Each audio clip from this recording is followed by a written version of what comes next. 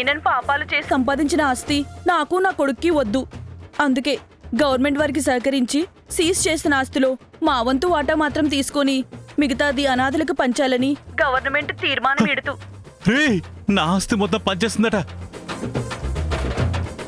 అలా అయినా నా భర్త చేసిన పాపాలు నా కొడుక్కి తగలకుండా ఉంటాయని అనుకుంటున్నాను. ఇవాల్టికి డోస్ చాలు డ్రాగన్, ముగించి లోపలికొచ్చేసాయి. గవర్నమెంట్ వారితో మాటలు జరుగుతున్నాయి. త్వరలోనే నాకు రావాల్సిన ఆస్తి నా పేరు మీదకు మారుస్తున్నారు. మిగతాది మీ సమక్షంలోనే అనాథ శరణాలయానికి రాసేస్తాను. ఉంటాను.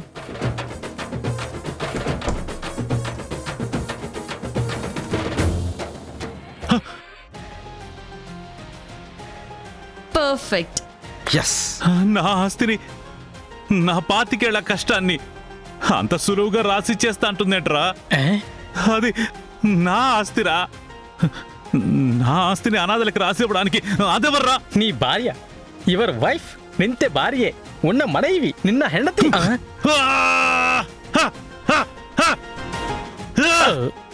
పూర్తిగా పిచ్చి పట్టేసినట్టుంది.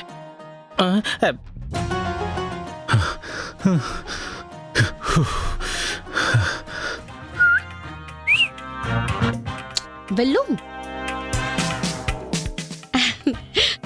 గుడ్ జాబ్ డ్రాగన్, చాలా బాగా యాక్ట్ చేసావు. Thank you madam.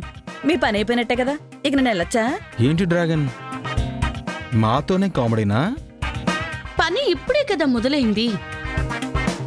మీనన్ బతికే ఉన్నాడని అందరి ముందుకొచ్చిన రోజే నీ పని పూర్తయినట్టు. అప్పటి వరకు నువ్వు నీ క్యారెక్టర్లో మా కంట్రోల్లోనే ఉండాలి.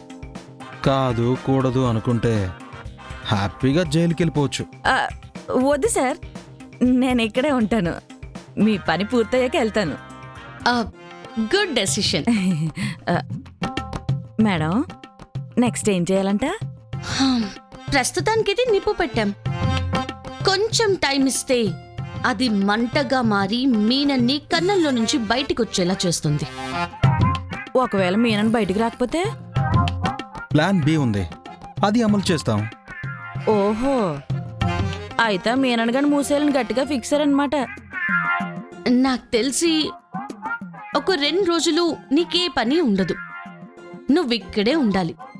సో నువ్విక్కడ ఏం చేద్దాం అనుకుంటున్నావు? ఏముంది మేడం, బీరువా కొన్న లాకర్ల గురించి, లాకర్లో ఉన్న డబ్బుల గురించి ఒక క్లారిటీ తెచ్చుకుందాం అనుకుంటా. అలాంటివి చేయకుండా మీ ఆర్డర్ కోసం వెయిట్ చేస్తూ ఉందాం అనుకుంటున్నాను. చూడు డ్రాగన్, నీ ప్రతి మూమెంట్ ని మా వాళ్ళు వాచ్ చేస్తూ ఉంటారు. నువ్వు తప్పు చేయబోతున్నావు అన్న అనుమానం వచ్చినా నువ్విక్కడి నుంచి నేరుగా జైలుకే వెళ్తావు. అబ్బా, అన్నిసార్లు జైలు జైలు అనకండి. ఉన్న కొంచెం మనశ్శాంతి కూడా పోతుంది నాకు. మీ పని జరిగితే నా మీద ఉన్న అన్ని కేసులు కొట్టేస్తారు కదా. కొట్టేస్తాం, కానీ ఎలా అయినా వారం రోజుల్లో మళ్ళీ తిరిగి వెళ్ళిపోతావు కదా. చూడు డ్రాగన్, మీనన్ మాత్రం చాలా డేంజరస్. ప్రాణాలు తీయడానికి క్షణం కూడా ఆలోచించడు.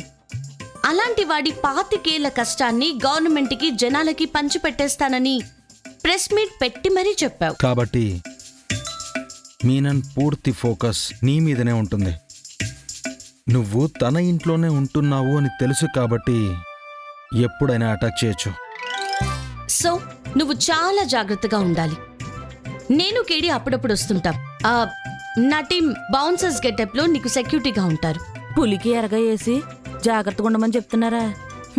సరే, కానివ్వండి మేడం, కానివ్వండి. నిన్ను భయపెట్టడానికి ఇదంతా చెప్పడం లేదు డ్రాగన్. నువ్వు మీనని లైట్ తీసుకుని ఎక్కడ ప్రాణాల మీదకి తెచ్చుకుంటావో అన్న కంగారుతో చెప్తున్నాం. నువ్వు ధైర్యంగా ఉండు డ్రాగన్, నీకేం కాకుండా చూసుకునే బాధ్యత మాది. సరే సార్. సార్, ఇప్పుడు ఒకవేళ మీనన్ నన్ను అటాక్ చేస్తే వాడిని ప్రాణాలతో పట్టుకున్నాను అనుకోండి, అవార్డులు రివార్డులు లాంటివి ఏమైనా ఉంటాయా?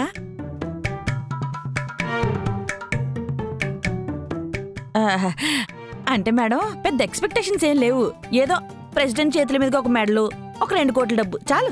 ఎక్కువేం ఎక్స్పెక్ట్ చేయట్లేదు.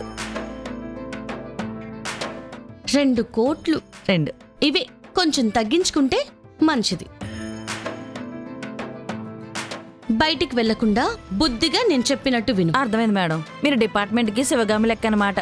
మీ మాటే శాసనం, అంతే కదా మేడం? పద్జడి వెళ్దాం.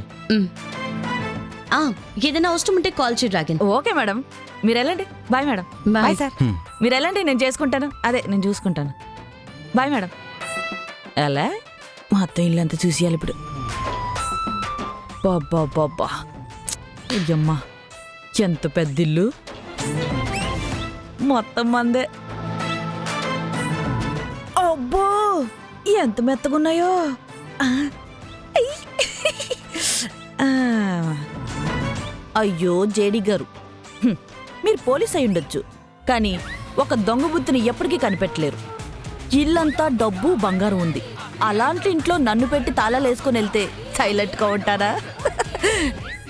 అరగంటలో ఇల్లంతా సర్దేసి గంటలో సిటీ దాటేస్తా.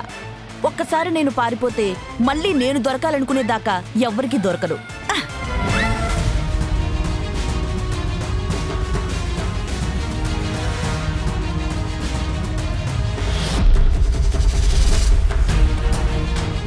నేను లేననుకుని నా పొజిషన్ని కొట్టేయడానికి ఎవరో ప్లాన్ చేస్తున్నారు. నాకు తెలియని శత్రువు ఎవరో యాక్టివేట్ అయ్యారు. ఊరుకో బాయ్, చేసిన తప్పు ఒప్పుకోవడానికి భయపడి ఏదేదో మాట్లాడుతున్నావు. కరెక్టే, అంత విచిత్రంగా ఉన్న లేడే నీ భార్య, 8వ వింతలా ఉండేవాడు నీ కొడుకు అని చెప్పుకోవడానికి కొంచెం సిగ్గుగానే ఉంటుందిలే. అలాని కట్టుకున్న భార్యని కొడుకుని కాదనుకుంటావా? రేయ్, నీకెలా చెప్పాలరా? నిజంగా అదెవరో నాకు తెలీదురా. తెలియకపోతే నీకు జిరాక్స్ తీసినట్టు అచ్చు కుదినట్టు కొడుకెలా పుట్టాడు? ఊరికో సెటప్ ఉండడం వల్ల మర్చిపోయినట్టున్నావు. బాగా గుర్తు తెచ్చుకో బాయ్. కేరళలో వర్షం కురిసిన రాత్రి వరదల్లో చిక్కుకొని ఏ చీకట్లోనో ఏదో చేసింటావు కదా. Bye bye bye bye. ఒక్కసారి చెప్తే అర్థం కదా? దానికి నాకు ఏ సంబంధం లేదు. ఆ తిండిపోతు పిల్లడు నా కొడుకు కాదు. ఏంటి బాయ్, నిజం ఒప్పుకోమంటే చంపేస్తావా? మరి వాళ్ళకి నీకు సంబంధం లేకపోతే ఆ ఫోటోలు సర్టిఫికేట్ ఎక్కడి నుంచి వచ్చాయి బాయ్? అదేరా నాకు కూడా అర్థం కావట్లేదు. ఇంత ప్లానింగ్ చేశారంటే ఖచ్చితంగా ఏదో పెద్దగానే ప్లాన్ చేశారు. నీ ఆస్తిని గవర్నమెంట్కి ఇచ్చేసి మిగిలిన ఆస్తిని అనాథలకు పంచిపెట్టే అవసరం ఎవరికుంటుంది బాయ్? ఎవరికుంటుంది చెప్పు? కరెక్టరా, నా స్థానం కోసం వస్తే దందా చేయాలి, కానీ నా ఆస్తులు ఎందుకు కరిగించాలని చూస్తున్నారు? అసలు ఎవరై ఉంటారా? ఇన్ని రోజులు వీధికి ఒక శత్రువుని మాత్రమే సంపాదించావనుకున్నా. ఇప్పుడే కదా తెలిసింది ఊరికో సెటప్ పెట్టావని. అందులో ఎవరికి అన్యాయం చేశావో, ఎవరు రివెంజ్ తీసుకోవడానికి వచ్చారో. ఏంటి బాయ్, ఏంటి నాకు మైండ్ వాయిస్ వేసుకునే స్కోప్ కూడా లేదా? ఏంటి ఏంటి గందిస్తే భయపడతా అనుకున్నావా? యాక్చువల్గా భయపడతాను. వామ్మో,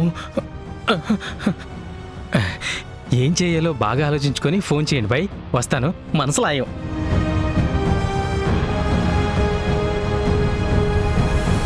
అసలు ఎవర్రా ఇదంతా చేస్తుంది?